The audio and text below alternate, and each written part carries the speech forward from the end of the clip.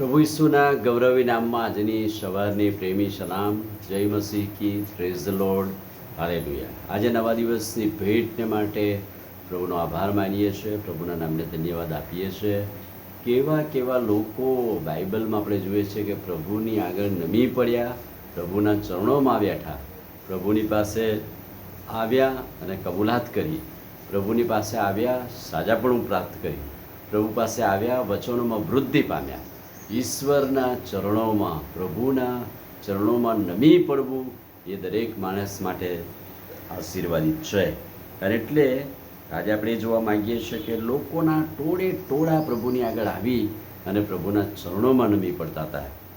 માથેની સુવાર્તા 21મો અધ્યાય 1-11 યરૂશાલેમના વિજયવંશ સવારીમાં પુષ્કળ લોકો પ્રભુ આગળ આવ્યા અને એમણે શું કર્યું? લોકોના ટોળાએ પ્રભુના ચરણોમાં પોતાના લુગડા કપડાં પાથરી દીધા, ખજૂરીની ડાળીઓ પાથરી દીધી અને પ્રભુને માન આપ્યું. એટલે કેટલા બધા ટોળા પ્રભુની સમક્ષમાં આવી ગયા, નમી પડ્યા, માન આપ્યું. પ્રભુને માન આપવા માટે ઈશ્વરના ચરણોમાં પોતાના લુગડા પાથરી દીધા, કપડાં પાથરી દીધા. હોસાના પ્રભુને નામે જે આવે છે તે આશીર્વાદ છે એવા પોકાર કર્યા.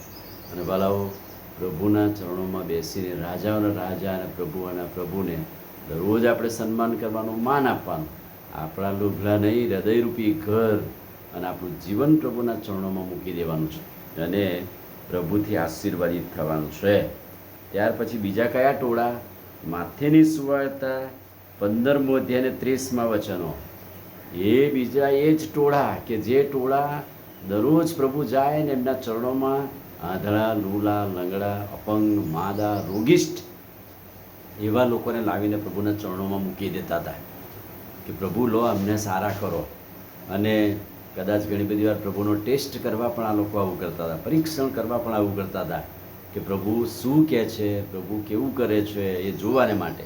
પણ એમ કહેવાય છે કે દરરોજ સવારે એવા લોકોના ટોળા આવે અને પુષ્કળ આવા માદાઓ, દુઃખીઓને લઈને આવે. ઇવન એક ઘરની અંદર તો પેલા પક્ષઘાતી માણસને છાપરું તોડીને ઉતારવો પડ્યો અને પ્રભુના ચરણોમાં મૂકી દેવો પડ્યો અને આખરે તે સારો થયો.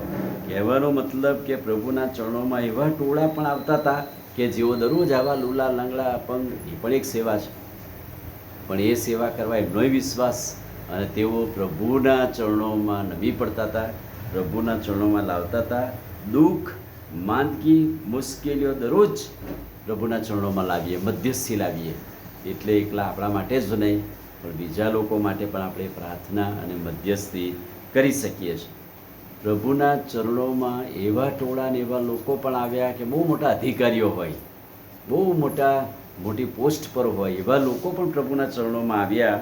માર્કની સુવાર્તા 5મો અધ્યાય અને 22મા વચનમાં જોયું હતું કે પેલો સભાસ્થાનનો અધિકારી, એની દીકરી માંદી હતી અને પછી મરણ પામી. એ યાઇરિસ વિશેની પણ વાત લખેલી છે કે એ મોટો અધિકારી તોય પ્રભુના ચરણોમાં આવીને નમી પડ્યો. બાઇબલ એમ કહે છે કે તે આવ્યો અને પ્રભુના ચરણોમાં નમી પડ્યો. એ જ પ્રમાણે ઝાંખી દાણી, બહુ મોટો અધિકારી, પણ નમી પડ્યો, ઝાડ પરથી ઉતરી પડ્યો, પ્રભુની આગળ કબૂલાત કરી, પ્રભુના ચરણોમાં બેસી ગયો. નિકોદેમસ બહુ મોટો માણસ પણ રાત્રે પ્રભુ પાસે આવે અને પ્રભુના ચરણોમાં નમી પડતો હતો. એટલે કે પ્રભુના ચરણોમાં મોટા મોટા અધિકારીઓ પણ આવતા હતા અને પ્રભુથી આશીર્વાદિત થતા હતા. એ જ પ્રમાણે કેટલીક પાપી સ્ત્રીઓ, ચોક્કસ યહૂદી પ્રણાલિકા પ્રમાણે સ્ત્રી એ પુરુષને સ્પર્શ ના કરી શકે, પણ છતાંય પ્રભુ તો રાજાના રાજા અને પ્રભુના પ્રભુ છે. એટલે કેટલીક પાપી સ્ત્રીઓ આવીને એમના પગને અડકતી હતી, એમના લુગડાની કોરને અડકતી હતી અને તેઓ સારા થઈ જતા હતા. અને એ જ પ્રમાણે કહીએ છીએ કે જે પાપીની સ્ત્રી હતી કે જે પ્રભુના ચરણોમાં આવીને મૂલ્યવાન અત્તર ચોળ્યું, અને એ જ પ્રમાણે માર્થા, મરિયમ અને લાજરસ પણ પ્રભુના ચરણોમાં આવ્યા અને પ્રભુની આગળ નમી પડ્યા અને પ્રભુથી આશીર્વાદિત થયા.